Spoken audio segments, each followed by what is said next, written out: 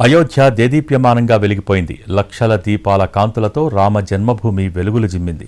ఆధ్యాత్మిక సాంస్కృతిక మేళవింపుతో దీపారాధన కార్యక్రమాలు అంగరంగ వైభవంగా జరిగాయి. 56 ఘాట్లలో ఏకంగా 26 లక్షలకు పైగా దీపాలను వెలిగించి గిన్నిస్ రికార్డు సృష్టించారు. 2100 మందితో సరయూ నదీ తీరాన మహాహారతి చేపట్టి గిన్నిస్ రికార్డు సాధించారు.